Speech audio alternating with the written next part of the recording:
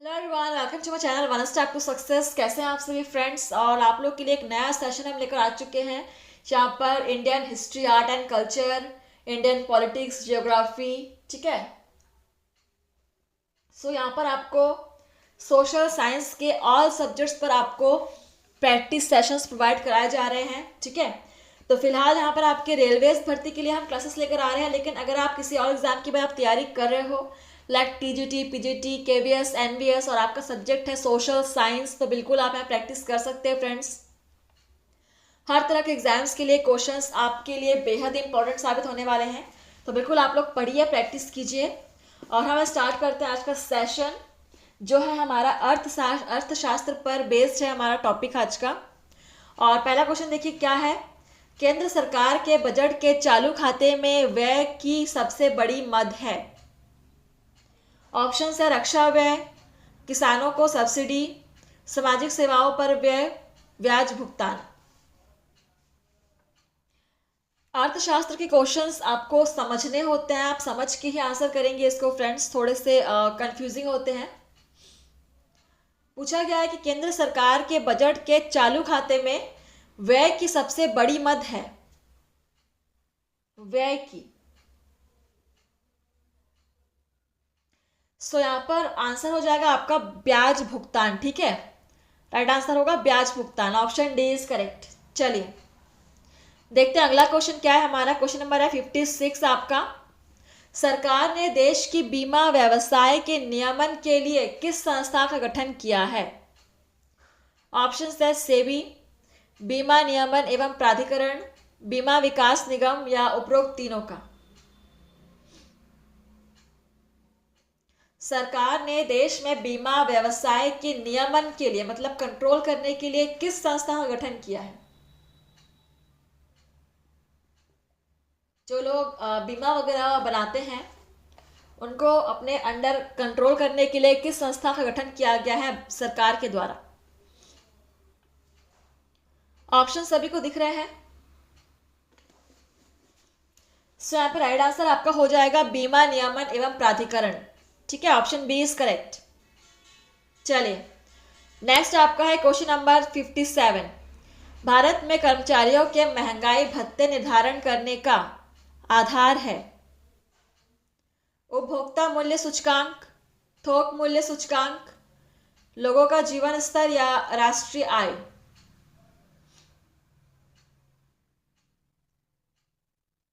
भारत में कर्मचारियों के महंगाई भत्ते निर्धारित करने का आधार है। आप सभी क्लास को सब्सक्राइब कर लीजिएगा और क्लास का टाइमिंग सभी को पता है, सुबह 9 बजे आपको अलग अलग विषयों पर यहाँ पे प्रैक्टिस सेट प्रोवाइड कराई जा रही है। चलिए इसका आंसर क्या होगा। उपभोक्ता मूल्य सूचकांक, option first is correct. Note कर लेंगे, उपभोक्ता मूल्य सूचकांक इज राइट आंसर। और हमारा नेक्स्ट क्वेश्चन है, केंद्र सरकार को सबसे अधिक शुद्ध राजस्व प्राप्त होता है किससे। ऑप्शंस है उत्पाद शुल्क से, आयकर से, चुंगी से या कृषि से। यह अच्छा क्वेश्चन है फ्रेंड्स। यहाँ पे हर एक क्वेश्चन इंपॉर्टेंट है, आप हर एक क्वेश्चन को नोट करेंगे। सोशल्स के क्वेश्चन ऐसे होते हैं जिनको आप पढ़ के फिर भूल जाते हो, तो इसके लिए ज़रूरी है कि आप क्वेश्चन को नोट करें और डेली आप लोग रिवीजन कीजिए क्वेश्चंस का।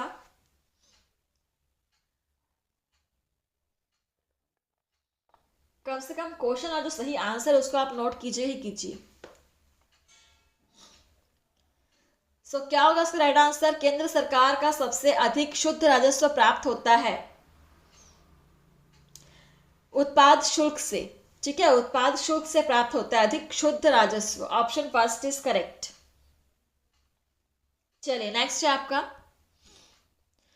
बजट घाटा का अर्थ है। क्या है बजट घाटा का अर्थ, देखते हैं ऑप्शंस में।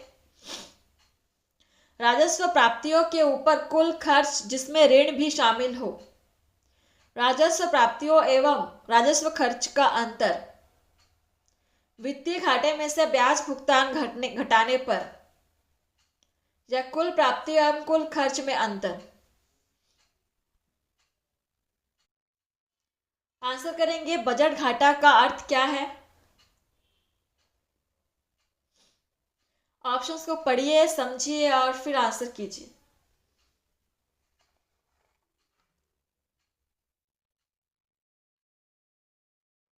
बजट घाटा का अर्थ, चलिए देखिए इसका आंसर क्या होगा। कुल प्राप्ति एवं कुल खर्च में अंतर। ठीक है, यह आपका है बजट घाटा का अर्थ। Option D is correct. कुल प्राप्ति, जो इतना प्राप्त किया आपने और जितना खर्च किया, उन दोनों के बीच का अंतर। बहुत ही इजी था इसका आंसर। नेक्स्ट है आपका 60 नंबर क्वेश्चन। मानव विकास सूचकांक में शामिल किए जाते हैं जीवन संभाव्यता, शिक्षा का स्तर, प्रति व्यक्ति आय, उपरोक्त सभी। तो किसको शामिल करते हैं हम मानव विकास सूचकांक में? ये भी आपका इंपॉर्टेंट क्वेश्चन है, इसको भी आप स्टार मार्क करेंगे। ये सारे क्वेश्चंस फ्रेंड्स आपके एग्जाम में आए हुए हैं, प्रीवियस ईयर क्वेश्चंस हैं। ठीक है, और बहुत सारे अलग अलग प्रकार के एग्जाम से लिया हुआ है। ऐसा नहीं कि केवल एक ही एग्जाम से लिया हुआ है, ये अलग अलग प्रकार के टाइप के एग्जाम्स होते हैं, कॉम्पिटिटिव एग्जाम्स, उन सभी का से लिया हुआ एक कलेक्शन है आपका। सो देखिए यहाँ पे राइट आंसर क्या होगा। मानव विकास सूचकांक में शामिल किए जाते हैं क्या? ये सभी। ठीक है, जीवन संभाव्यता, शिक्षा का स्तर, प्रति व्यक्ति आय, ये सभी शामिल किए जाते हैं। ऑप्शन डी इज करेक्ट, उपरोक्त सभी। नेक्स्ट है आपका क्वेश्चन 61 नंबर।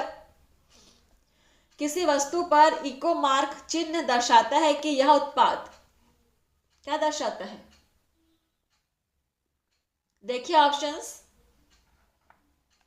पर्यावरण की दृष्टि से अनुकूल है, उत्तम क्वालिटी का है, नष्ट होने वाला नहीं है, या उपरोक्त सभी। ये तो सभी को पता होना चाहिए इको मार्क चिन्ह का अर्थ क्या होता है। अगर किसी वस्तु के ऊपर इको मार्क चिन्ह लगा हुआ है तो वह क्या दर्शाता है? सो देखिए इसका आंसर क्या होगा। क्या इको मार्क यह दर्शाता है कि यह जो उत्पाद है वो पर्यावरण की दृष्टि से अनुकूल है। ठीक है, मतलब पर्यावरण को इससे कोई नुकसान नहीं होगा। Option first is correct. Next question number है आपका 62। निजी क्षेत्र में देश में पहला निर्यात प्रोसेसिंग क्षेत्र यानी कि EPZ कहाँ स्थापित किया गया था? ऑप्शंस आपको दिख रहे हैं, कांडला, सूरत, दगन या चेन्नई।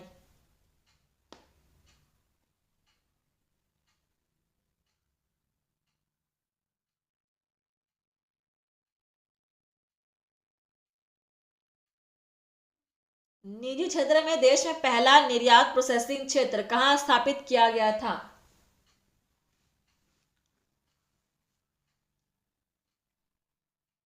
और इसका आंसर आपका हो जाएगा सूरत में। ठीक है, option B is correct, Surat. Next 63 number question है आपका। भारत में सबसे पहले मानव विकास रिपोर्ट जारी करने वाला राज्य है?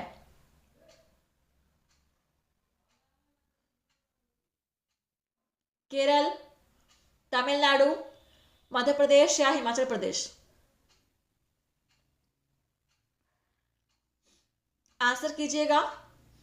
भारत में सबसे पहले मानव विकास रिपोर्ट जारी करने वाला राज्य है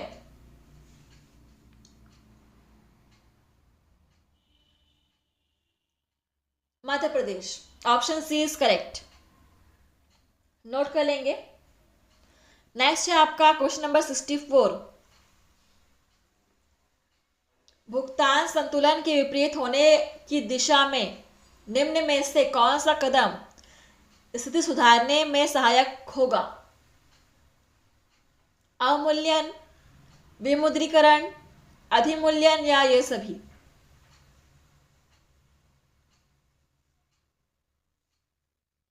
इसको आप पढ़िए, समझ के फिर आंसर कीजिए। ठीक है, कि भुगतान संतुलन के विपरीत होने की दिशा में निम्न में से कौन सा कदम स्थिति सुधारने की में सहायक होगा?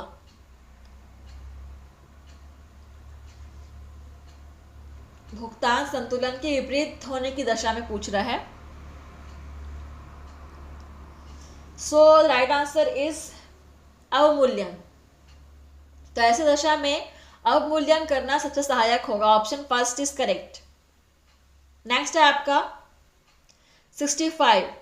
योजना अवकाश काल किस अवधि को माना जाता है?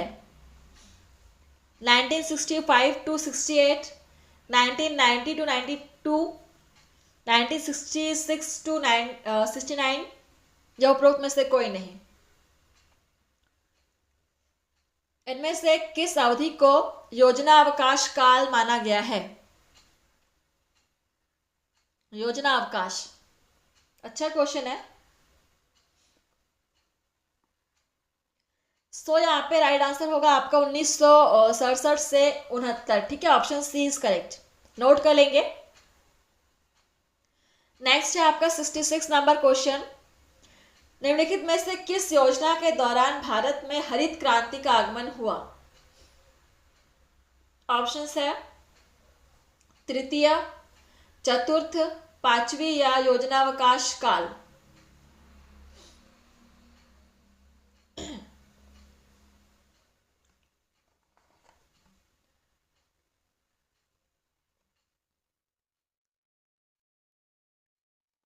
निम्नलिखित में से किस योजना के दौरान भारत में हरित क्रांति का आगमन हुआ?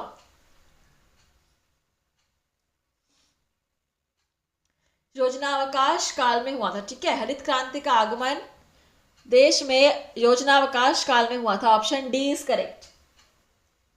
नेक्स्ट है आपका 67 नंबर क्वेश्चन। बोकारो इस्पात संयंत्र की स्थापना किस योजना के दौरान की गई? बोकारो इस्पात संयंत्र, अच्छा क्वेश्चन है। ऑप्शंस है द्वितीय, तृतीय, चतुर्थ या पंचम।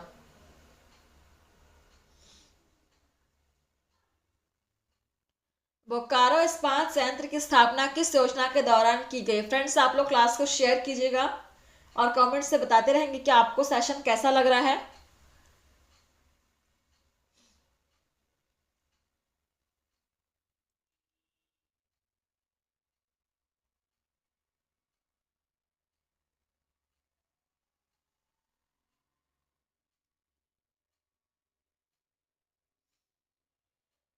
देखते हैं यहाँ पे सही आंसर क्या हो जाएगा, तृतीय। ठीक है, बोकारो इस्पात संयंत्र की स्थापना तृतीय योजना के दौरान की गई।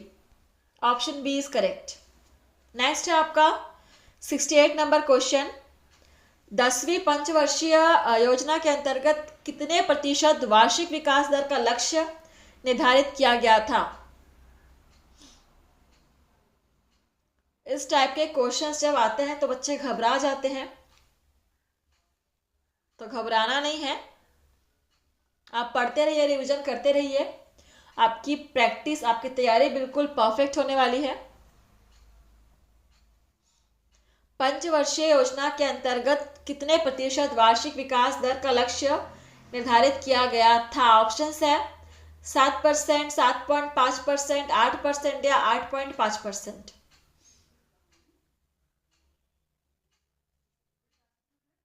क्या होगा आंसर?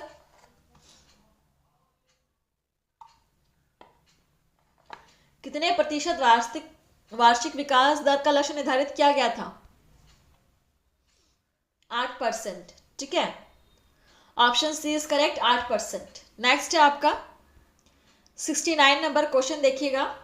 10वीं पंचवर्षीय योजना की अवधि है 1 मार्च 2002 से 28 फरवरी 2007 तक, 1 अप्रैल 2002 से 31 मार्च 2007 तक, 1 मई 2002 से 30 अप्रैल 2007 तक, या 1 फरवरी 2002 से 31 फरवरी 2007 तक। क्या है 10वीं पंचवर्षीय योजना की अवधि?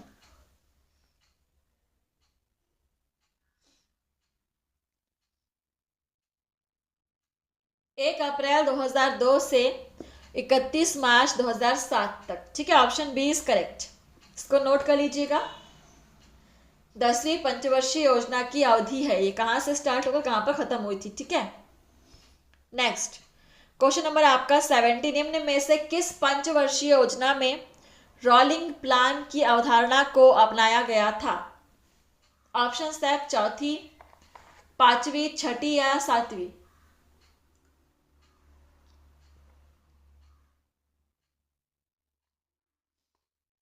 तो किस पंचवर्षीय योजना में रोलिंग प्लान को शामिल किया गया था, अपनाया गया था?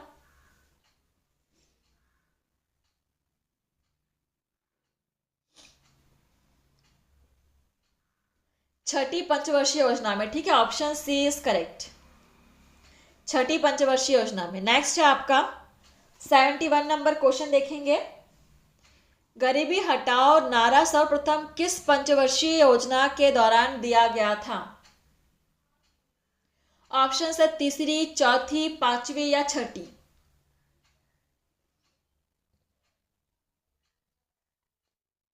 गरीबी हटाओ नारा सर्वप्रथम किस पंचवर्षीय योजना के दौरान दिया गया था? चौथी पंचवर्षीय योजना के दौरान दिया गया था, ठीक है। Option B is correct, note कर चलिएगा हर एक क्वेश्चन को। और आपका अगला क्वेश्चन है और आज का लास्ट क्वेश्चन है ये। आत्मनिर्भरता की प्राप्ति को सर्वप्रथम किस योजना का मुख्य उद्देश्य निर्धारित किया गया था? चौथी, पांचवी, सातवीं या आठवीं। आत्मनिर्भरता की प्राप्ति को सर्वप्रथम किस योजना का मुख्य उद्देश्य निर्धारित किया गया था?